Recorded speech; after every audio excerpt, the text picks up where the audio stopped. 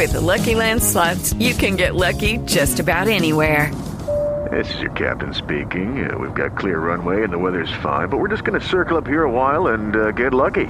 No, nothing like that. It's just these cash prizes add up quick. So I suggest you sit back, keep your tray table upright, and start getting lucky. Play for free at LuckyLandSlots.com. Are you feeling lucky? No purchase necessary. Void where prohibited by law. 18 plus terms and conditions apply. See website for details. Hello, it is Ryan, and I was on a flight the other day playing one of my favorite social spin slot games on ChumbaCasino.com. I looked over at the person sitting next to me, and you know what they were doing? They were also playing Chumba Casino. Coincidence? I think not. Everybody's loving having fun with it. Chumba Casino is home to hundreds of casino-style games that you can play for free anytime, anywhere, even at 30,000 feet. So sign up now at ChumbaCasino.com to claim your free welcome bonus. That's ChumbaCasino.com and live the Chumba life. No purchase necessary. VGW. Void where prohibited by law. See terms and conditions. 18 plus.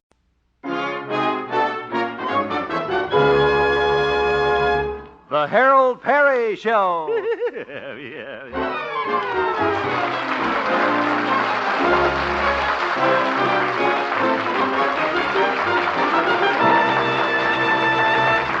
And now, Harold Peary as Honest Harold, the Homemaker.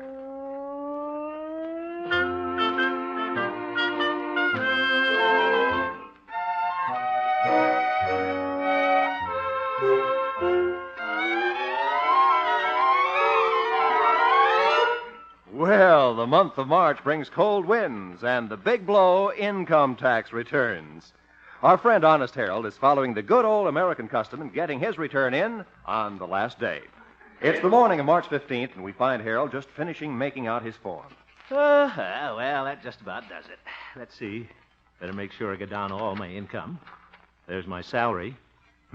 That sure didn't take up much space. I put down that Christmas bonus the radio station gave me.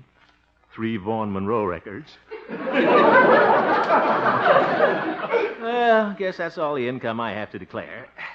Oh, I did get a 50-cent refund on those old citronella bottles Grandpa left down in the cellar. Nah, the government wouldn't be interested in that. Still working on your income tax, Harold. I just finished it, Mother. My, I don't see how you do it. Filling out that complicated form all by yourself. Oh, it really wasn't much, Mother. All it takes is a little intelligence, a keen mind, hair-trigger thinking. Oh, yeah. Yes, sir. It's a wonderful feeling, though, having your income tax all made out, Mother. And I don't want to be late with it. The government needs the money, you know. How much are you sending the government? Oh, I get a refund of $1.60. Harold, I just thought of something. What's that, Mother? I wonder if I have to pay income tax this year. Mother, what income did you have? Well, it wasn't exactly income. I traded a chocolate cake for a pillow with Washington, D.C. embroidered on it. A pillow with Washington, D.C.? What's that got to do with income tax? Well, I thought it might be a capital gain. Very good, Mother, very good.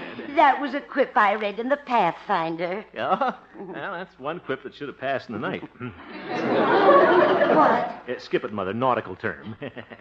Well, I think I'll drop down and see how Doc and Peter are coming with their income tax. Maybe I can help them, huh? Might as well stop by and see Florabelle, too. Be kind of fun to help her. Harold.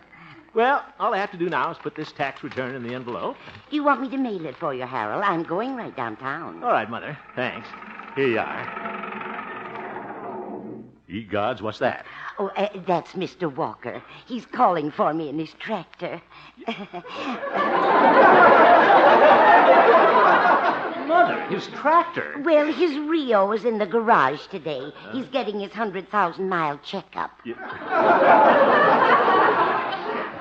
Where's that rickety Romeo taking you today? We're going to a meeting of the Sunny Side of 70 Club. We're both on the taffy pull committee. Come in, Ogilvy. Ogilvy. Good morning. How are you, Ogilvy? Just fine. How are you, ma'am?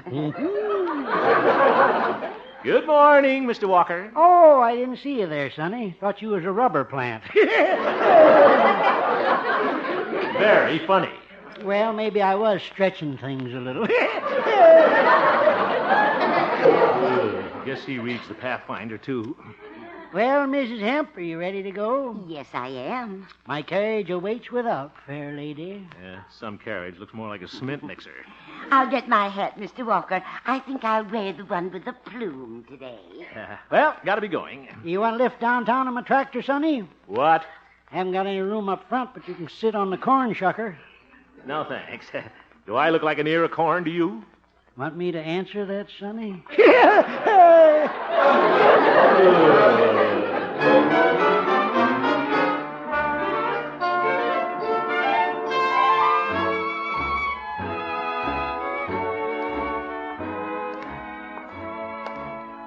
Yeah, they're pretty cute, Mother and Mr. Walker.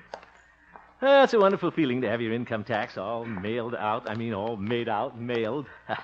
But old Doc Yak Yak hasn't finished his yet.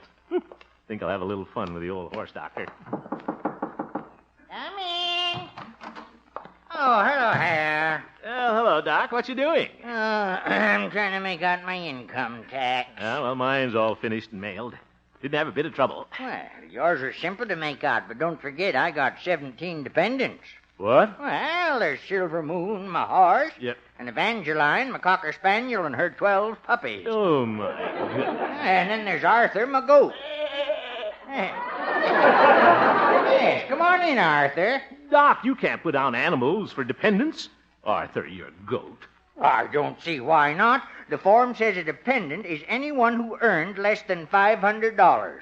And that goat didn't make a cent last year. That's what you think.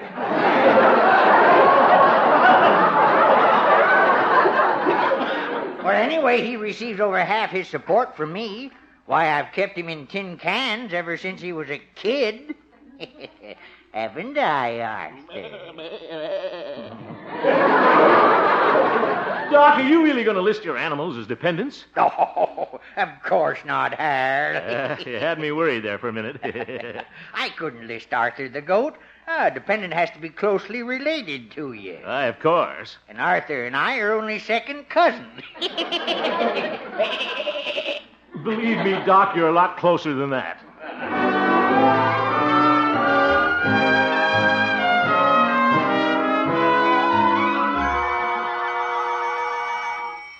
Bet Florabelle's having a lot of trouble with her income tax. I'll just be big-hearted and offer to help her. While I'm adding up her income, maybe I can deduct a kiss or two. Why, Harold. Well, hello, Florabelle. Just happened to be passing by. Thought I'd drop in case you needed any help with your income tax, as long as I was passing by. Now, Harold, I'm on to you. Huh? Last time you helped me with my income tax, it took us 3 hours to get past my Social Security number. Well, it was a long number. While you were adding up my income, you kept trying to kiss me. You said that was part of the withholding tax. I did.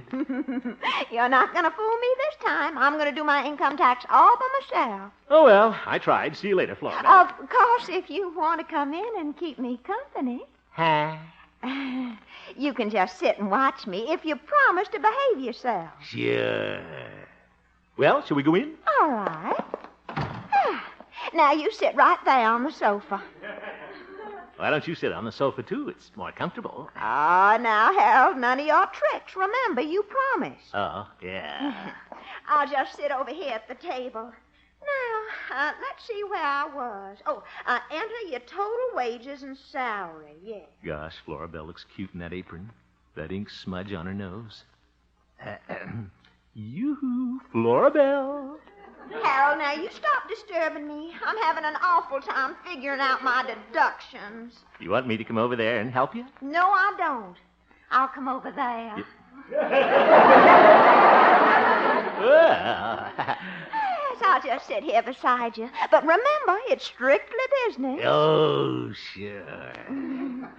Maybe I'd better sit a little closer so you can see the small print. Yeah.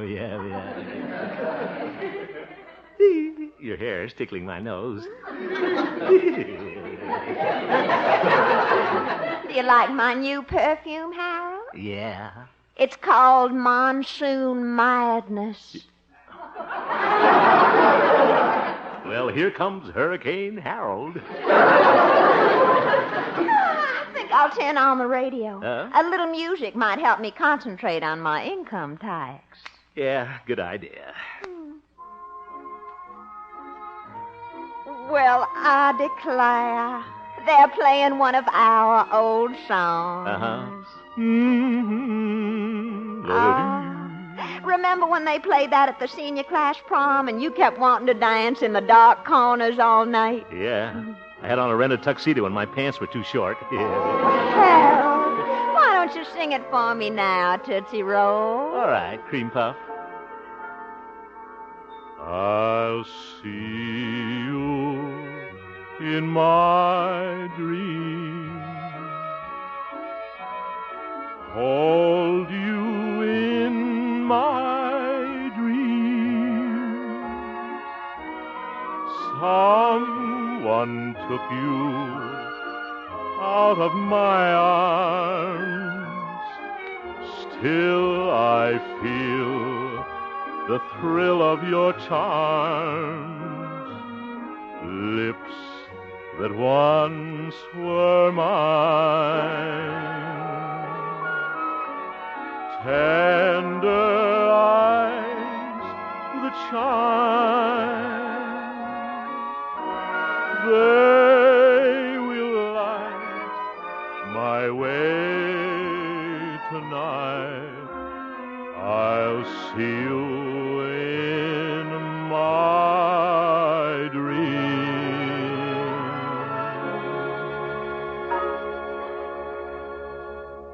Oh, that was beautiful, Harold.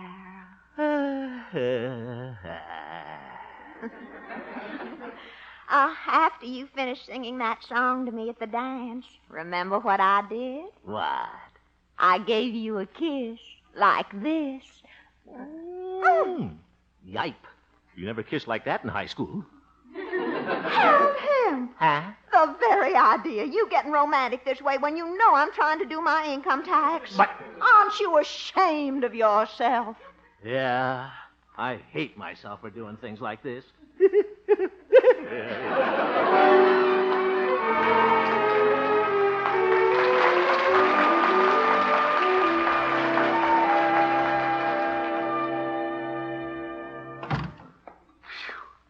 Wonder if they ever open a window in this jail.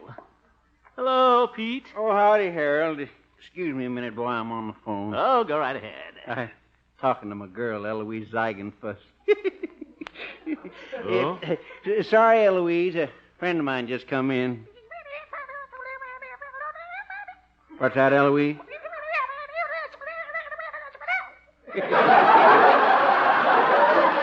Well, I do declare, Harold, Eloise is jealous. She thinks you're another girl. Oh, for goodness.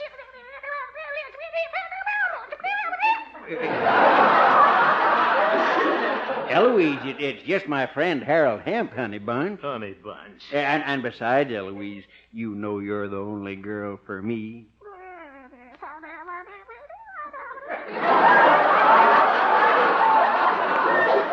Why, sure, girl. And that's the way I feel about you. Goodbye, Eloise.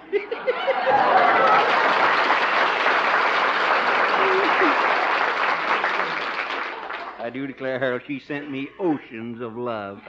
She sounds like she's talking underwater, all right. Pete, have you finished your tax report? Well, I'm working on her, boy. I hope I get done by midnight. Well, it's simple if you just follow the directions. Well, I hope you got it right, boy. There's a special investigator in town. Special investigator? Yep, Internal Revenue man from Washington. Oh. Guess he's here to check up. See that nobody's trying to cheat on their income tax. Cheat? Oh, well, I got nothing to worry about. You sure you put down all your income, Harold? Well, of course I did. Well, everything except 50 cents I got back in some old citronella bottles. You are in trouble, boy. Pete, the government isn't interested in a refund on some old bottles. What can they do with 50 cents in Washington? Well, it'd buy Harry Truman a box of stationery. Yeah, it could be. Gosh, I wonder if I am in trouble. Wish Mother hadn't mailed my income tax letter. I hope that investigator don't catch you, Harold. Oh, Pete, those fellows have got more important things to do than... Good morning, gentlemen. Well, good morning. Are you the marshal here? Yes, sir. Except on Sunday. Well, I'm from Washington. Oop, you're from Washington? Yes. My name is J. Edgar Bensinger. I'm a tea man. A tea man? Oh, well, I'm a Sanka man myself. You...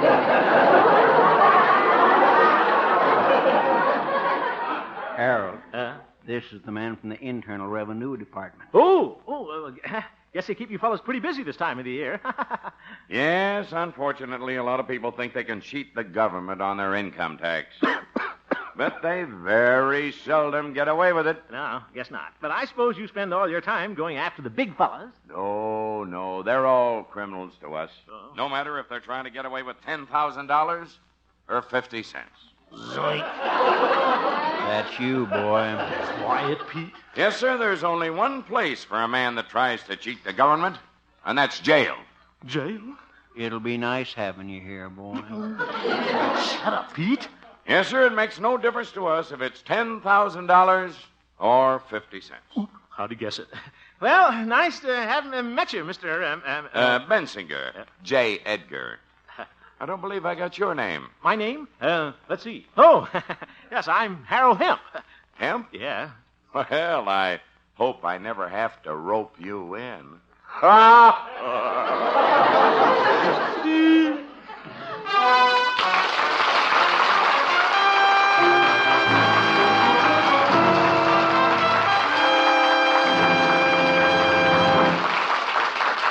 We'll return for the second act of our story, Honest Harold, in just a moment. Judy Garland will be Bing Crosby's guest in a merry musical half hour with a decided Western flavor on CBS later this evening.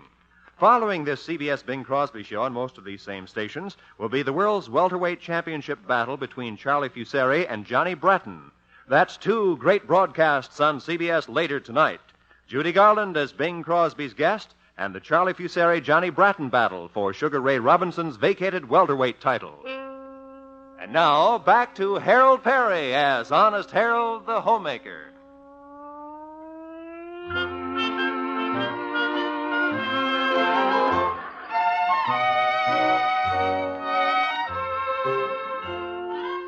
Well, March the 15th has turned out to be a taxing day for Honest Harold. He forgot to include a 50-cent item in his tax return, and he has already given the letter to his mother to mail.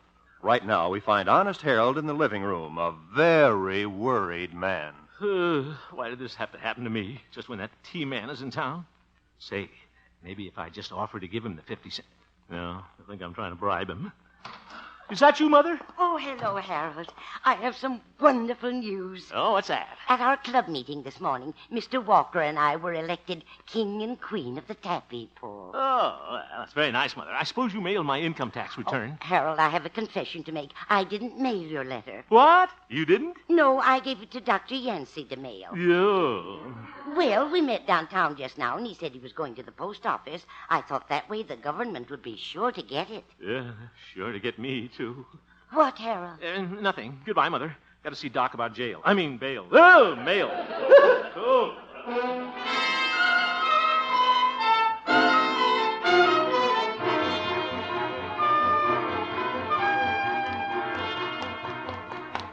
Doc! Oh, Doc! Wait up! Huh? Oh, hello, Hal. Doc, you're just the man I want to see. Oh, I am? Yeah, you see... It's nice of you to say that, Harold. But... And I want you to know that I always enjoy seeing you, too. Doc, will you keep quiet a minute?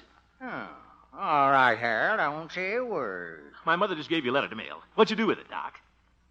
Doc, say something. You told me to keep quiet, Harold. All right, Doc. I'm sorry. I apologize. Apology accepted. Good. Now, did you mail the letter? Well, here's what happened. See, I was on my way to the post office when I passed the pet shop. Yeah? I saw the cutest little puppy in the window. I just had to go in and say hello. Oh, my goodness. And then the letter fell out of my pocket, and I reached over to pick it up. The letter? No, the puppy. What happened to the letter? Oh, the puppy picked that up. Oh. She was a retriever, Hal. Doc, did you mail the letter? Well, every time I started to leave, that little puppy went... Sounds like the lunch whistle at the laundry. Oh, so I just couldn't leave her. Please, Doc, what about the letter? Well, Pete came along and I gave it to him to mail. Oh. Well, Harold, I couldn't leave that little puppy. Why, you should have heard her. Doc, why don't you go home and take a distemper shot? I gotta find Pete.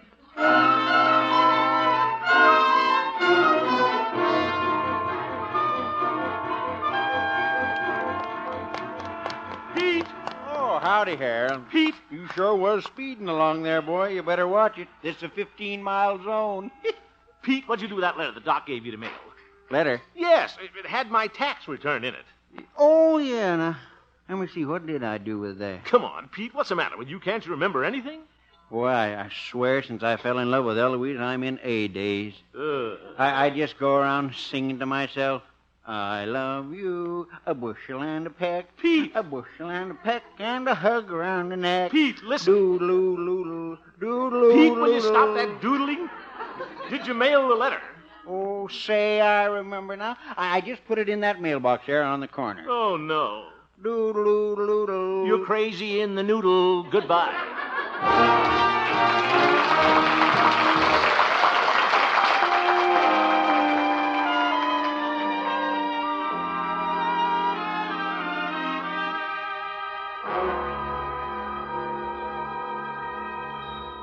Well, guess there's no use hanging around this mailbox. The letter's in there, and I'm out here. Say, maybe I can talk Fred the mailman into giving it back to me. He owes me a favor. I was a witness for him in court the time that Airedale bit him in Zone 26. Let's see here. What time's the next pickup? 5:20. Guess I'll just have to wait. Wonder if I could see my letter if I looked in the box. Wouldn't hurt to take a peek. Yeah. There's my letter right on top. Yeah. Might just stick my little hand in there. See if I can touch it. Small opening. I better get my hand out. Somebody might think I was stuck. Darn it.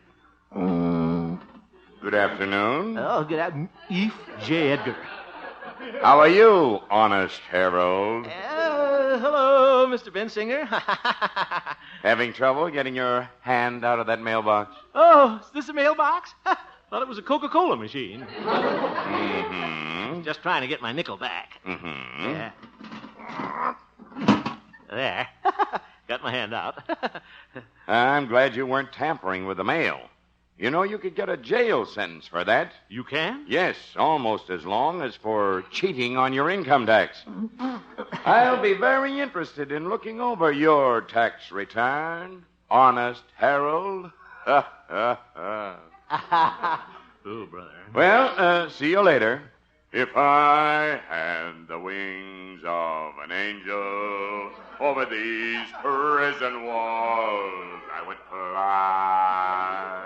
Hey, nice voice. Oop.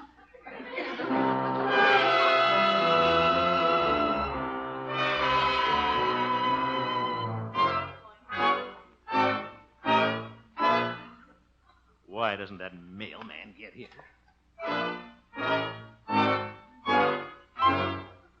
10 minutes late now. Getting cold, too. He got Mr. Walker and his tractor. Hey, hello, Sonny. He's gonna stop. Whoa, Nellie. Whoa.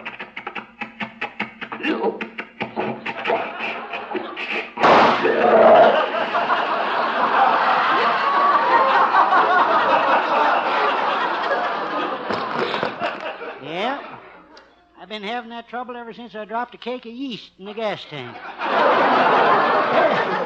What are you hanging around here for, Sonny? If you must know, I'm waiting for Fred the mailman. Well, you'll have a long wait. Fred's laid up with a lumbago today. What?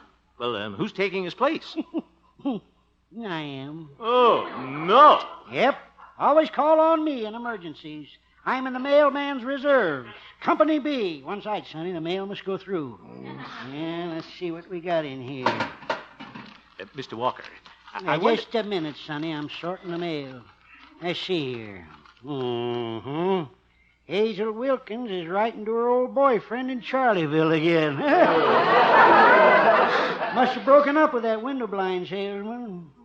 Mr. Walker, there's a letter of mine in there, and I'd like to have it back. Sonny, do you realize that's tampering with the U.S. mail? But it's my letter. Not when it gets in this box, it ain't.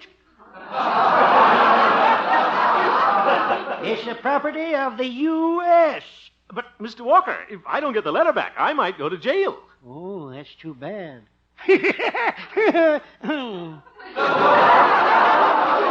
Now, look here, Walker. I've got to have that letter. Over my dead body. Don't tempt me. Yeah. Well, I guess I got all the mail. Let's get this bag on my shoulder. There. Yeah, see you later, Sonny. But, Mr. Walker, wait a minute, please. Can't wait. Mail's got to go through. Neither snow nor sleet nor gloom of night. Well, something like that. Mr. Walker, you don't know what this means to me. Can't tell you from the mailbox, Sonny. You both look kind of green. The torpedoes, full speed ahead.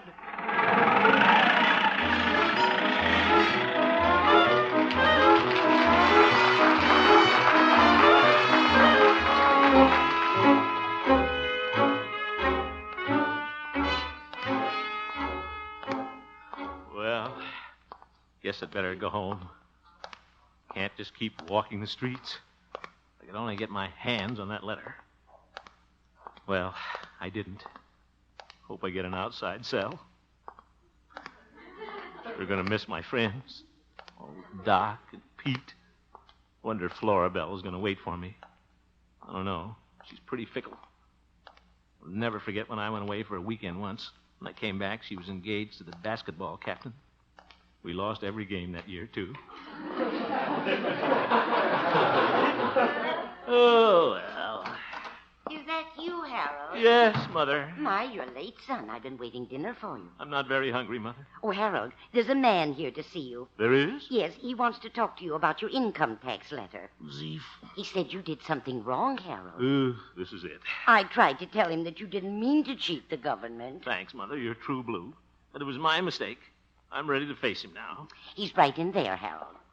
Yeah, here I am, Sonny. Mr. Walker, what are you doing here? I came to see you about your income tax letter. You forgot to put a stamp on the envelope. Huh? A stamp? You can't get away with that, Buster. But I have to give this letter back to you. There. Well, thanks, Mr. Walker. I love you. Well, you're kind of cute yourself, Sonny, but your mother's seen me first. Well, shall we have dinner now? You two start without me, Mother. I got to clean up a little business with the government.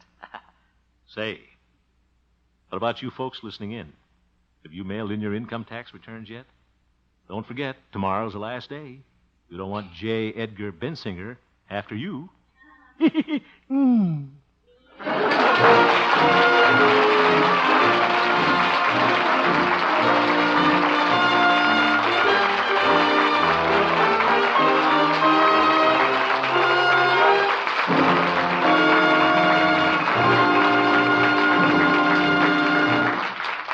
You've just heard the Harold Peary Show, Honest Harold. The supporting players tonight included Joseph Kearns, Jane Morgan, Parley Bear, Cliff Arquette, Shirley Mitchell, Ken Christie, and David Light. Norman MacDonald directed, and the music was composed and conducted by Jack Meakin. Good night, Inky Pooh. Honest Harold, created by Harold Peary, was written by Gene Stone, Jack Robinson, and Dick Powell. A brand new program, exciting stars, plays of the best from Broadway and Hollywood. Original stories by Hemingway, Steinbeck, and Faulkner, America's most famous authors.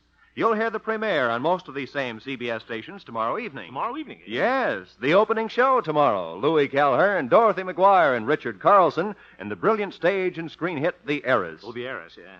Thursday night on CBS already is very famous for suspense and for the dramas presented by James Hilton. Now, hear this new Thursday night Playhouse program at CBS, The Star's Address. Who was that again? The Star's Address. Oh, yeah. Louis Calhern, Dorothy McGuire, Richard Carlson in The Heiress. Through the years, Red Cross has helped the victims of disaster, brought comfort to servicemen in camps and hospitals and to their families. Today, with the country rising to meet the challenge of aggression, the Red Cross has been asked by the government to undertake tremendous tasks. By giving generously to the Red Cross, you will help mobilize for the defense of your families, your community, and nation. Give as much as you can. Now stay tuned for the Bing Crosby Show, which follows immediately on most of these same CBS stations. Roy Rowan speaking. This is CBS, where you thrill to suspense on Thursday night, the Columbia Broadcasting System.